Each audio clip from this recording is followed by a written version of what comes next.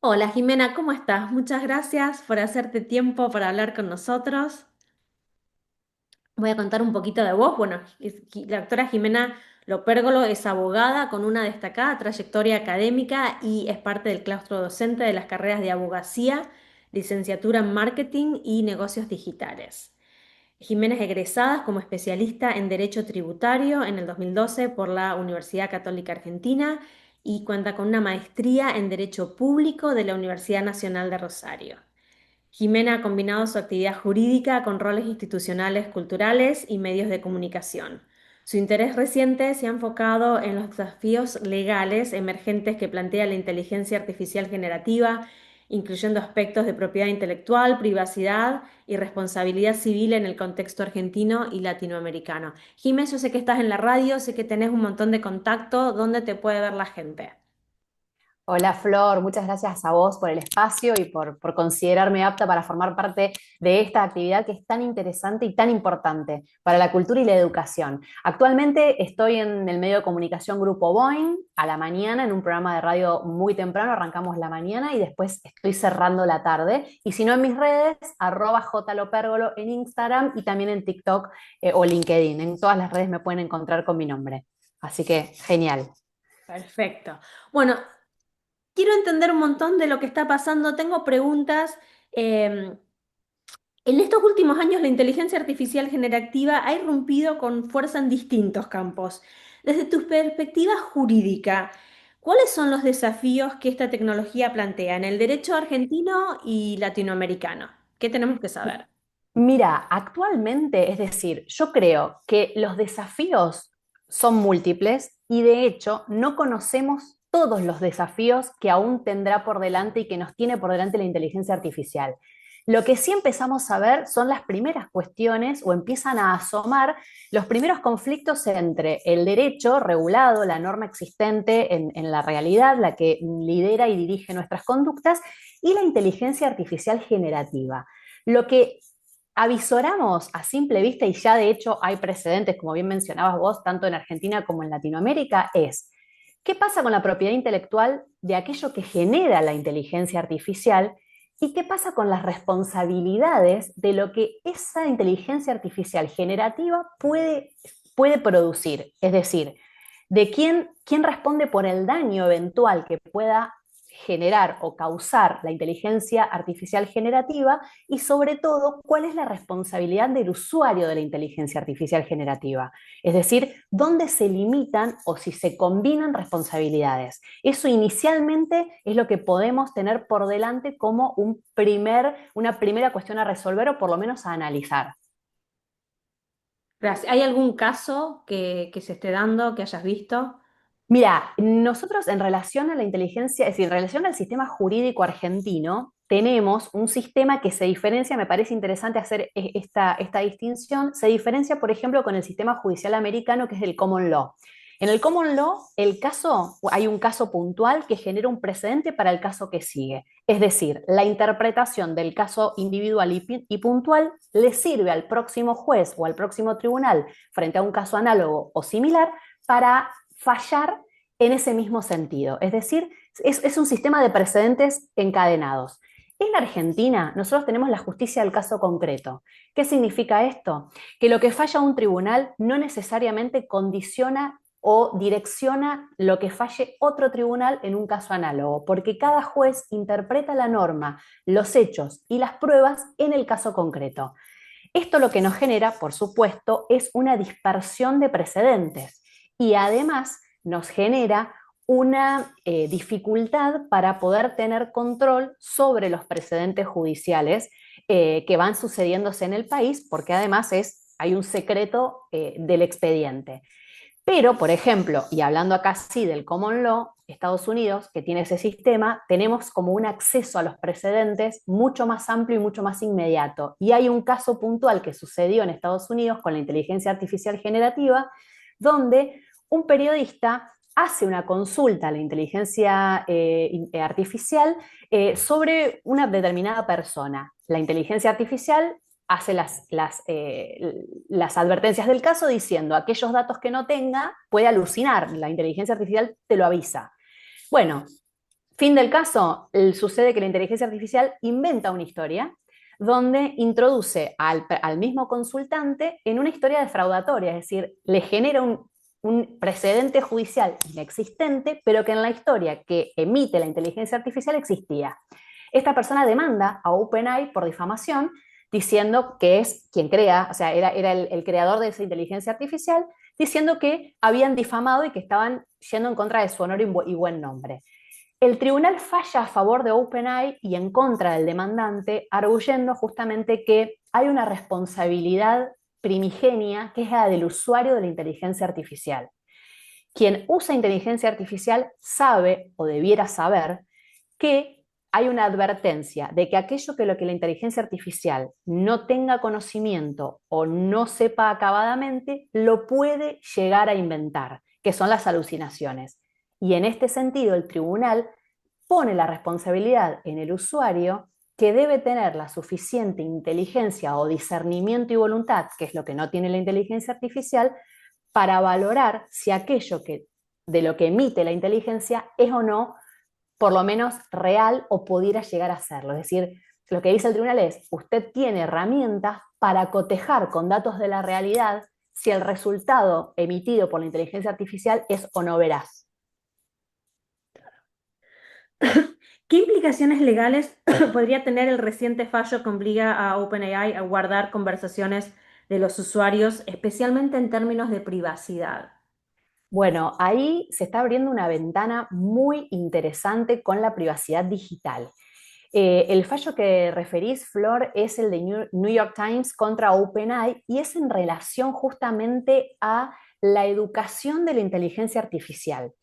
Esto ya viene de un precedente anterior. La Oficina de Propiedad Intelectual de Estados Unidos emitió un informe donde mencionaba que aquellos documentos que estuviesen protegidos por propiedad intelectual, es decir, que pertenezcan a un sujeto y que se utilicen para educar a la inteligencia artificial, debían contar o con la autorización del creador o al menos con una retribución al creador, o sea, al dueño de esa propiedad intelectual, para que se nutra a la inteligencia artificial. En esa misma línea, The New York Times demanda a OpenAI porque consideró que se utilizaron millones de artículos del diario, o sea, de la empresa The New York Times, para educar a la inteligencia artificial. ¿Cuál fue el resultado? Que la jueza federal Ona Wang, la menciono por si alguien quiere buscar el precedente, obligó, o sea, emitió una orden para que OpenAI guarde, conserve todas las conversaciones que se tenga con la inteligencia artificial. ¿Por qué esto? Porque faltaba prueba. Es decir, cuando uno tiene una conversación con la inteligencia artificial, lo que me decía a mí hasta este momento era, las conversaciones se eliminan, o incluso yo como usuario las podía eliminar. Cuando The New York Times demanda, no había forma de probar cómo se había educado a esa inteligencia artificial. Entonces, lo que dijo la jueza es, para evitar esta discusión en el futuro, hay que guardar las conversaciones. Y se abre una nueva dimensión de contingencia o de problemática, la privacidad digital. Porque de pronto, aquello que yo converse con la inteligencia artificial y quiera borrar, ya no lo puedo borrar, porque OpenAI está obligada a sostenerlo. Creo que este tema puntual de la privacidad digital es una ventana que está recién abriéndose y que es una cuestión que a futuro hay que tratar.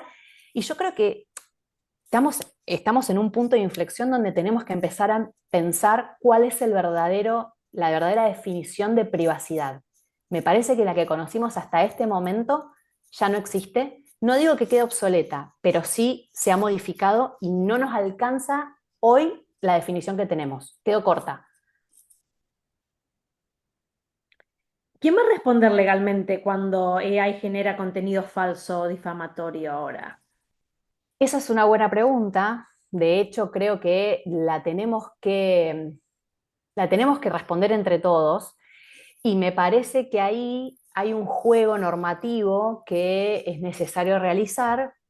Por ejemplo, nosotros en Argentina tenemos un sistema normativo muy rico y muy nutrido. Tenemos buenas normas. Tenemos normas que se van adaptando o van teniendo su adaptación a los tiempos que se vive. Yo creo que la responsabilidad, o sea, el nexo de causalidad adecuado con el ser humano que crea la inteligencia artificial o con el ser humano que la usa es indestructible. Es decir, no podemos nunca cortar la línea de responsabilidad entre la máquina y el humano. Por una sencilla razón, quien tiene discernimiento, intención y voluntad es y será siempre el ser humano. Entonces, si nosotros dejamos o nos soltamos la responsabilidad y se la dejamos a la inteligencia artificial, entramos en un terreno completamente desconocido y en un terreno donde vamos a llevar a un campo relativo la validez de los derechos. Entonces, a mí me parece muy atinado el fallo que mencionábamos hace unos instantes en relación a la responsabilidad, no solo del quien genera la inteligencia artificial, que tiene que tener ese disclaimer de decir, bueno, estas son las condiciones, estos son los fallos del sistema y estos son los errores que puede emitir. Y después, la otra parte es la responsabilidad de quien la usa. No podría, creo que no podríamos o no deberíamos liberar de responsabilidad a quien usa a la inteligencia artificial, porque el discernimiento no puede desaparecer del ser humano. Si no, ya ahí es sálvese quien pueda. Claro. ¿Qué características particulares debería tener una regulación de inteligencia artificial con enfoque latinoamericano? Vos hablabas de los sistemas judiciales que son diferentes. ¿Cómo tendríamos que enfocar esto? Mira, yo creo que tenemos es decir, hay un desafío enorme que es, primero, capacitarse. Tenemos que saber qué es lo que queremos regular. Yo siento que estamos entrando en un terreno pantanoso, pero porque todavía hay mucho desconocimiento al respecto.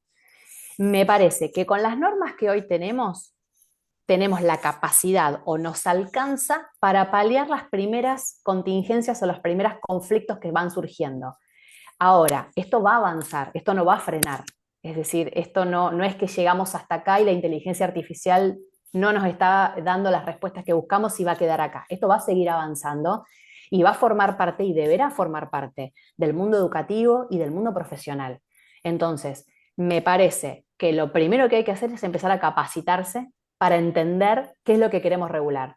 Porque hoy creo que nos faltan, como operadores jurídicos, nos están faltando herramientas intelectuales, porque es un mundo muy nuevo y en muchas partes desconocido. Entonces, nosotros tenemos los institutos tradicionales del derecho respecto de atribución de responsabilidad, consecuencias, indemnización del daño, herramientas jurídicas para buscar paliar un daño. Ahora, eso está, listo. Tenemos un nuevo escenario que hay que abordar y hay que regular, pero primero tenemos que saber de qué se trata. Entonces, me parece que la primera herramienta es aprender, es capacitarnos como operadores jurídicos y como educadores en lo que se viene, porque esto recién comienza. De hecho, hay un precedente justamente en Gran Bretaña de hace unos días.